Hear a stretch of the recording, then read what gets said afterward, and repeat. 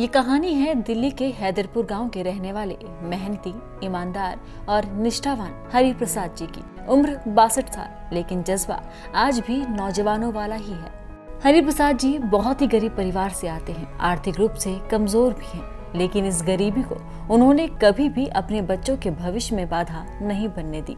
Plumber का काम करके वो अपनी आजीविका कमाते हैं। 62 की उम्र में भले ही कितनी भी मुसीबत आई, मेहनत और ईमानदारी से ही अपने और अपने बच्चों को पाला।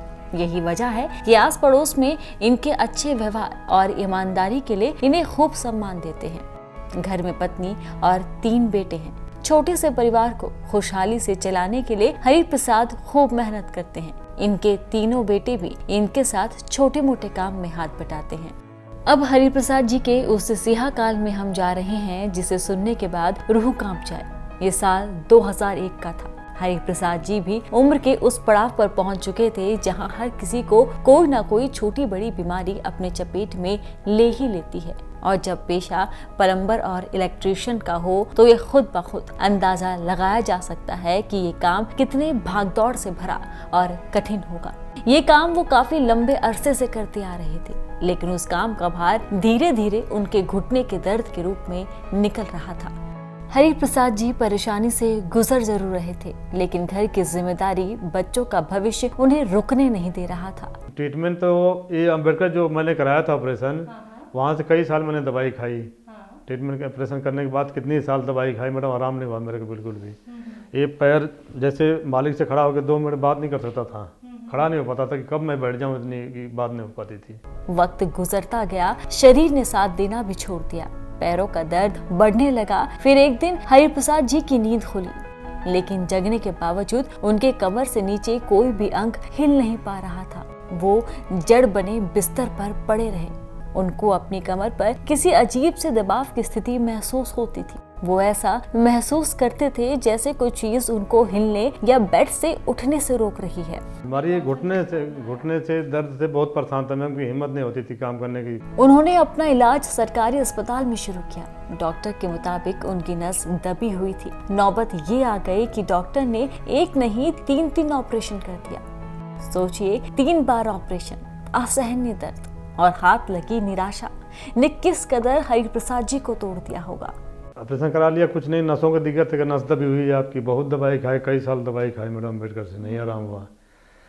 और एक्सरा हुआ, अल्ट्रासाउंड हुआ, MRI हुई, सब कुछ हुआ, लेकिन आराम नहीं मिला मेरे को। मैं बिल्कुल हार चुका था, बताता हूँ मैडम, थक चुका था मैं कि अब घर में रहूँगा, बैठूंगा, भगवान ऊपर वाला जैसा भी करेगा वैसा करेगा। दवाई तो मैं खाता, लेकिन आराम नहीं हुआ।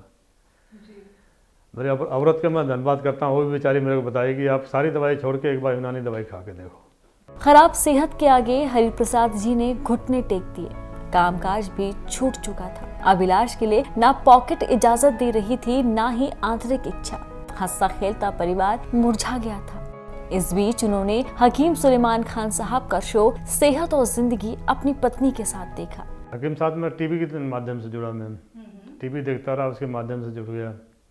आपको क्या कुछ बीमारी थी? हमारी घुटने से दर्द से बहुत परेशान था, मैम की हिम्मत नहीं होती थी काम करने की, घुटने सूज जाते थे मेरा। तो टीवी में प्रोग्राम देखता था डेली में, तो मेरी वाइफ ने बोला कि गोंसिया मंगा के खा के देख लो एक बार। वो ऑनलाइन मैंने ऑर्डर किया, गोंसिया मंगाया मैंने।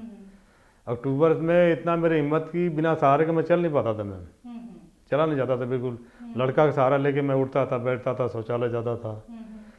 वो दवाई खाया मैंने। 20 नंबर से खाना शुरू किया। 23 का मेरा टिकट था, गांव गया।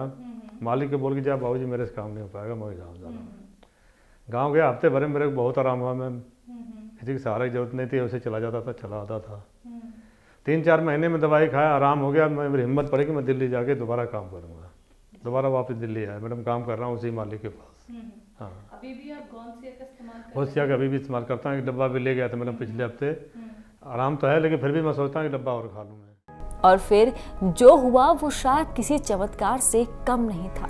एक वो दिन था और एक आज का दिन है। हरि प्रसाद जी को उस घरेलू नुस्खे ने वो ताकत दी है कि अब वो किसी भी सहारे के उठने बैठने के साथ 2 मंजिला सीढ़ियां भी आराम से चढ़ लेते हैं। उनके लिए ये किसी चमत्कार से कम नहीं है।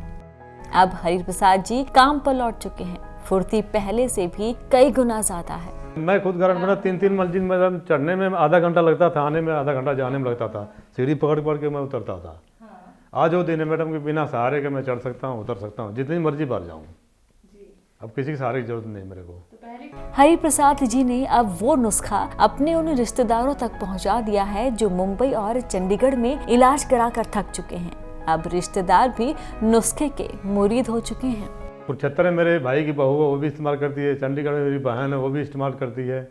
बॉम्बे में मेरा भतीजा, वो भी इस्तेमाल करता है। और घर में भी मेरे भाई भतीजे हैं, सबको मैंने बोल रखा, गांव में सबको बोल रखा, जिसको दर्द हो, कोई दिक्कत हो तो हाकिम जी से बात करके अपना दवाई मंगा सकते। यूनानी ट्रीटमेंट बहुत बढ़िया है मैडम, बहुत कारगर, कोई नुकसान नहीं है मैडम इससे, जी। कोई नुकसान नहीं है, बल्कि बढ़िया है, ताकत भी इसमें है। मेरे हिम्मत ना बढ़ाता है, सब कुछ करता है, ऊपर नीचे चढ़ने उतरने में हर चीज़।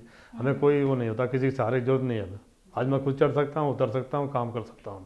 अब हरि प्रसाद जी काम पर लौट चुके हैं। फुर्ती पहले से कहीं गुना ज्यादा है। हरि प्रसाद जी सच में एक मिसाल हैं, जिन्होंने हिम्मत नहीं हारी, अपने दृढ़ संकल्प और विश्वास से खुद को फिर से ठीक कर लिया। आइए सुनाते हैं घरेलू इलाज और हकीम सुलेमान खान साहब को लेकर उनका क्या कुछ कहना है। मैडम अब तो हाकिम जी का मैं इतना धन्यवाद करता हूँ। हाकिम जी मिलेंगे तो उनके पैर पे गिर जाऊँगा।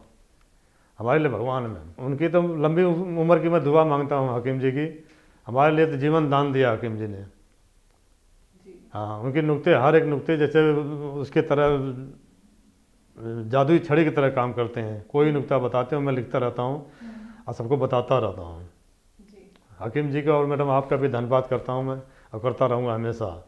उम्र के इस पड़ाव पर हरि प्रसाद जी ने घुटनों के दर्द से जिस तरह से लड़ाई लड़ी है, वो वाकई में काबिल तारीफ है। उनके इस सफर में हकीम सुलेमान खान साहब के नुस्खों और तजुर्बों ने उनका खूब साथ दिया।